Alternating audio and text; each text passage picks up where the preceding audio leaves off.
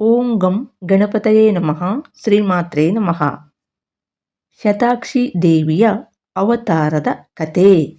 ಈ ಶತಾಕ್ಷಿ ಅಮ್ಮನ ಅವತಾರದ ಬಗ್ಗೆ ವ್ಯಾಸ ಮಹರ್ಷಿಗಳು ಜನಮೇಜಯ ಮಹಾರಾಜನಿಗೆ ಈ ರೀತಿಯಾಗಿ ವಿವರಿಸಿದರು. ಈ ಕಥೆಯನ್ನು ನಮ್ಮ ಹಿರಿಯರು ಸಂಕ್ಷಿಪ್ತವಾಗಿ ನಮಗೆ ತಿಳಿಸಿರುತ್ತಾರೆ. ಈ ಕಥೆಯ ಪ್ರಕಾರ ನಾವು ನೋಡುವುದಾದರೆ, ಪುರಾತನ ಕಾಲದಲ್ಲಿ ಹಿರಣ್ಯಾಕ್ಷನ ವಂಶದಲ್ಲಿ ರುರು ಎಂಬ ದಾನವನು ಇದ್ದನು. ಅವನ ಮಗನೇ ದುರ್ಗಮನು. ಈತನು ಮಹಾಪರಾಕ್ರಮಶಾಲಿಯಾಗಿದ್ದರೂ ದುಷ್ಟ ಚಿತ್ತದಿಂದ ಕೂಡಿದ್ದು ದೇವತೆಗಳಿಗೆ ವಿರೋಧಿಯಾಗಿದ್ದನು. ದೇವತೆಗಳನ್ನು ಶಾಶ್ವತವಾಗಿ ಹೇಗೆ ನಿರ್ಮೂಲ ಮಾಡಬೇಕು ಎಂದು ಸದಾ ಯೋಚನೆ ಮಾಡುತ್ತಿದ್ದನು. ಕೊನೆಗೆ ಅವನಿಗೆ ಒಂದು ಯೋಚನೆ ಅನ್ನೋದು ಬಂತು. ಅದು ಏನು ಅಂದರೆ, ದೇವತೆಗಳಿಗೆ ಬಲ ನೀಡುವುದೇ ವೇದಗಳು. ಅವು ದೇವತೆಗಳ ಬಳಿ ಇರದಿದ್ದರೆ ಅವರು ದುರ್ಬಲರಾಗುತ್ತಾರೆ ಎಂದು ನಿರ್ಧರಿಸಿದನು. ಅವನು ತಕ್ಷಣ ಹಿಮಾಲಯಕ್ಕೆ ಹೋಗಿ 1000 ವರ್ಷಗಳ ಕಾಲ ಘೋರವಾದಂತಹ ತಪಸ್ಸನ್ನು ಮಾಡಿದನು. ಆ ತಪಸ್ಸಿಗೆ ಬ್ರಹ್ಮದೇವನು ಸಂತೋಷಪಟ್ಟು ಅವನಿಗೆ ವರ ನೀಡಲು ಪ್ರತ್ಯಕ್ಷನಾದನು. ದುರ್ಗಮನು ಬ್ರಹ್ಮದೇವರಿಗೆ ಅಂಜಲಿ ಮಾಡಿ, ಪದ್ಮಾಸನನೇ, ಬ್ರಾಹ್ಮಣರು ಮತ್ತು ದೇವತೆಗಳ ಬಳಿಯಿರುವಂತಹ ವೇದಗಳು, ಮಂತ್ರಗಳು ನನ್ನ ಅಧೀನವಾಗಬೇಕು. ಹಾಗೆಯೇ ದೇವತೆಗಳು ನನ್ನ ಕೈಯಲ್ಲಿ ಸೋಲಬೇಕು ಎಂದು ಕೇಳಿದನು. ಅದಕ್ಕೆ ಬ್ರಹ್ಮದೇವರು ತಥಾಸ್ತು ಎಂದು ವರವನ್ನು ನೀಡಿ ಅದೃಶ್ಯರಾದರು. ಬ್ರಹ್ಮದೇವರ ವರದ ಪರಿಣಾಮವಾಗಿ ಬ್ರಾಹ್ಮಣರು ವೇದಗಳನ್ನು ಮರೆತರು. ಸಂಧ್ಯಾ ವಂದನೆ, ಹೋಮ, ಜಪ, ತಪ, ಯಜ್ಞಾದಿ ನಿತ್ಯ ಕರ್ಮಗಳು ಅನ್ನುವು ನಿಂತು ಹೋದವು.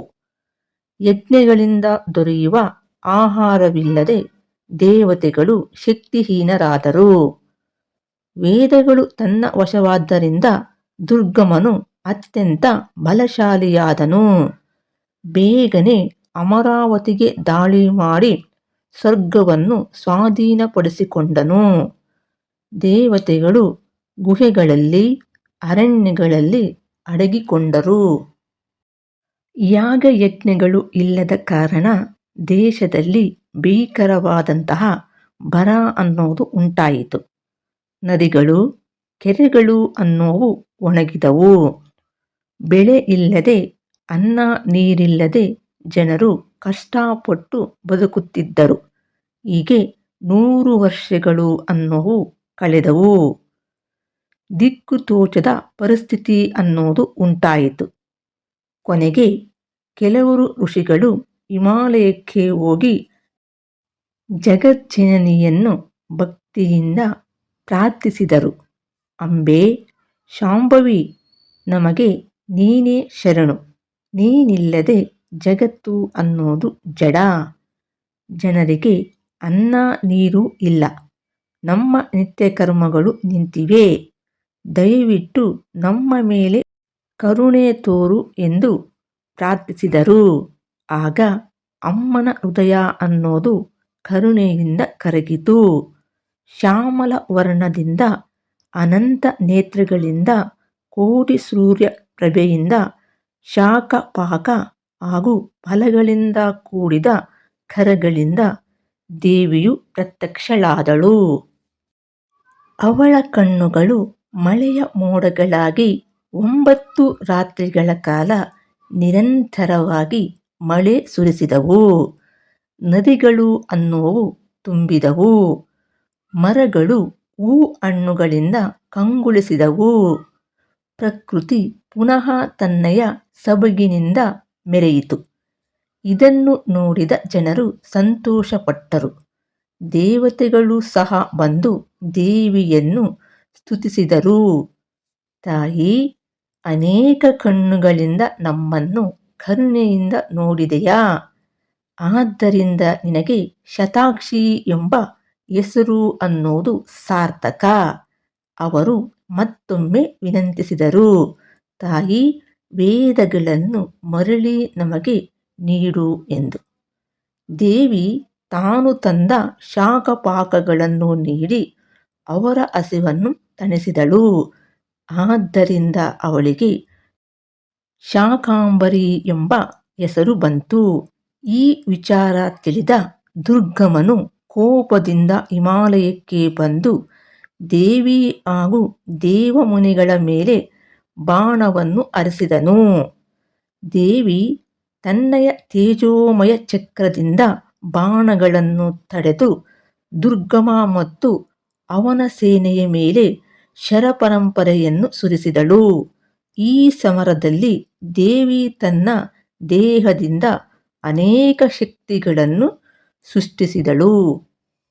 ಅವುಗಳಲ್ಲಿ ಕಾಳಿ, ತಾರಿಣಿ, ಬಾಲ, ತ್ರಿಪುರ, ಭೈರವಿ, ರಮಾ, ಬಗಲ, ಮಾತಂಗಿ, ತ್ರಿಪುರ ಸುಂದರಿ, ಕಾಮಾಕ್ಷಿ, ತುಳುಜಾ, ಜಂಬಿನಿ, ಮೋಹಿನಿ, ಚಿನ್ನಮಸ್ತೆ, ಗುಹ್ಯಕಾಳಿ, ದಶಸಹಸ್ರ ಬಾಹುಕಿ ಈ ಶಕ್ತಿಗಳು ಘೋರ ಸಮರ ನಡೆಸಿ ದೈತ್ಯ ಸೈನ್ಯವನ್ನು ನಾಶ ಮಾಡಿದವು. ಈ 10 ದಿನಗಳ ಯುದ್ಧದ ನಂತರ ದುರ್ಗಮನು ಮಾತ್ರ ಉಳಿದನು. 11ನೇ ದಿನ ಅವನು ಗರ್ವದಿಂದ ದೇವಿಯ ಎದುರು ನಿಂತನು. ದೇವಿ ಅವನ ರಥ ಸಾರಥಿಗಳನ್ನು ನಾಶ ಮಾಡಿ ಅಗ್ನಿ ಸಮಾನವಾದಂತಹ ಬಾಣಗಳಿಂದ ಅವನ ವಕ್ಷಸ್ಥಳವನ್ನು ಛಿದ್ರಗೊಳಿಸಿದಳು. ಆವಾಗ ದುರ್ಗಮನು ನೆಲಕ್ಕೆ ಉರುಳಿದನು. ಅವನ ದೇಹದಿಂದ ಹೊರಬಂದ ತೇಜಸ್ಸು ದೇವಿಯಲ್ಲಿ ಲೀನವಾಯಿತು. ದೇವಿ ವೇದಗಳನ್ನು ಮತ್ತೆ ಬ್ರಾಹ್ಮಣರಿಗೆ ನೀಡಿದಳು. ದೇವತೆಗಳು ಸಂತೋಷಪಟ್ಟರು. ದುರ್ಗಮನನ್ನು ಸಂಹರಿಸಿದ ಕಾರಣದಿಂದ ಅಂಬೆಗೆ ದುರ್ಗಾ ಎಂಬ ಹೆಸರು ಬಂತು ಅಂತ ಪುರಾಣಗಳಲ್ಲಿ ಹೇಳಲಾಗಿದೆ. ಈ ರೀತಿಯಾಗಿ ದೇವಿಯ ಒಂದೊಂದು ಅವತಾರ ಕಥೆಯೂ ಸಹ ಭಕ್ತಿ ಹಾಗೂ ಶ್ರದ್ಧೆಯನ್ನಿಟ್ಟು ಹೇಳುವವನಿಗೂ ಹಾಗೂ ಕೇಳುವವನಿಗೂ ಜೊತೆಗೆ ಓದುವವನಿಗೂ ಸಹ ಅನಂತವಾದಂತಹ ಪುಣ್ಯವನ್ನು ಪ್ರಸಾದಿಸುತ್ತದೆ. ಜೊತೆಗೆ ನಮ್ಮ ಶರೀರದಲ್ಲಿ ಅಡಗಿರುವಂತಹ ನಕಾರಾತ್ಮಕ ಶಕ್ತಿ ಅನ್ನೋದು ದೂರಾಗುತ್ತದೆ.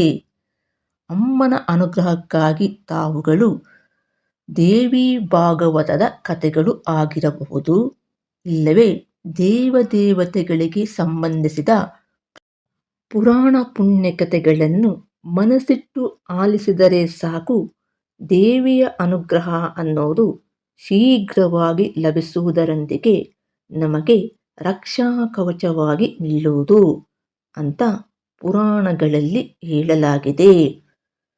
ಸದ್ಯಕ್ಕೆ ಈ ವಿಡಿಯೋನ ಇಲ್ಲಿಗೆ ಮುಗಿಸಿ ಮತ್ತೊಂದು ವಿಶೇಷವಾದ ಮಾಹಿತಿಯೊಂದಿಗೆ ಇನ್ನೊಂದು ವಿಡಿಯೋದಲ್ಲಿ ಮತ್ತೆ ನೋಡೋಣ. ನಮಸ್ಕಾರ.